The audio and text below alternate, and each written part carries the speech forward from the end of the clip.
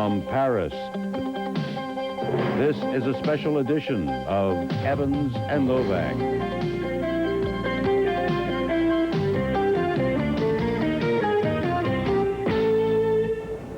I'm Robert Novak. CNN World Affairs correspondent Ralph Begleiter and I will look at President Bush's trip to Eastern Europe and the Paris Economic Summit by questioning Secretary of State James Baker.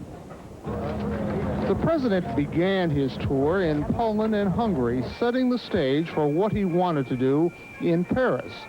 He declared his intentions at Karl Marx University in Budapest. I will propose at the Paris Economic Summit concerted Western action for Poland and Hungary to back Euro reforms with economic and technical assistance from the summit partners. En route to Paris, Bush was asked whether he would tell his colleagues at the summit that communism is dead. No, I'm going to tell them that there's dynamic change taking place in Eastern Europe. But other summit leaders, especially France's President Mitterrand, are looking south rather than east. About 25 Third World leaders were invited here to help celebrate the French Revolution bicentennial.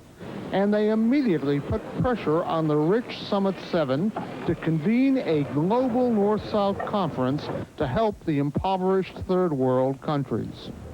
Mr. Secretary, would it be fair to say that the enthusiasm for helping Eastern Europe of President Bush is not quite matched by his summit colleagues here in Paris? No, I really don't think that would be fair to say, Bob. There is genuine enthusiasm on the part of, I think, everyone here to assist Hungary and Poland particularly, who are moving toward the West, to assist the process of homegrown reform that we see in these Eastern European countries. They are moving on the basis of Western values, and I don't know any country at this summit that's not very genuinely supportive of that.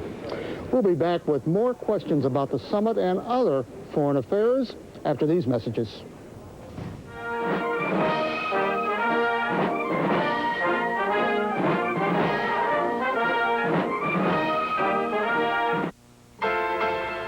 Introducing a new unit of measurement.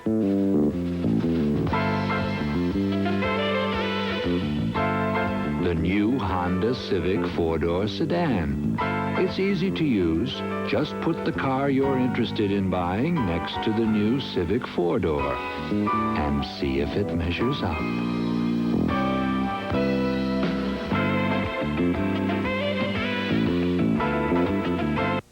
Could your car use some improvements?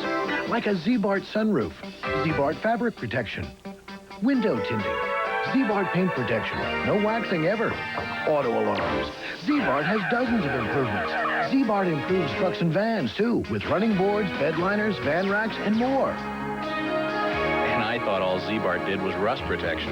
Z-Bart, we're the car improvement specialists. Save up to 30% on Z-Bart accessories during our spring sale now. When we make Viet anti-plaque toothpaste and rinse, we use an exclusive patented formula. Which includes the sanguinaria root, dental plaque's natural enemy. In lab tests, sanguinaria has been proven a powerful plaque fighter, effective against 98% of the bacteria that lead to plaque buildup. 98%. Those are pretty dramatic results. Anti-plaque toothpaste, anti-plaque rinse. Viadent with sanguinaria. If you're going to fight plaque, fight to win. Sunday, help for Poland's wretched economy, Hungary's staggering foreign debt. Can the U.S. bring free market prosperity and democracy to the East? CNN's Big Story, 7:30 a.m. Eastern, Sunday.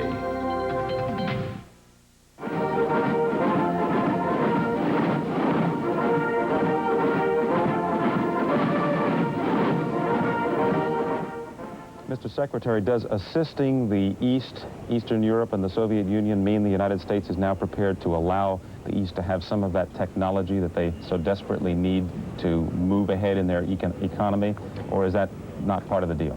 Well, non-strategic technology could be a part of the deal, Ralph, but there will still be normal COCOM restraints on strategic technology, as there should be. But there's always changes in the definition of what's strategic technology. Some nations in this Western alliance want to ease those restrictions. That's true, and of course our whole approach to the countries of Eastern Europe has been one of differentiation.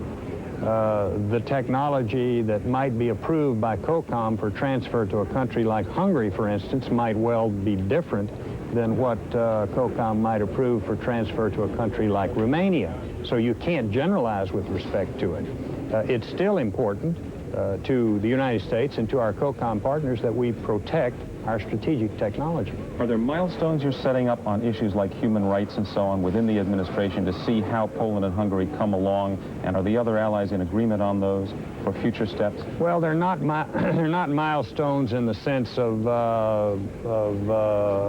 in the specific sense that I think your question refers to.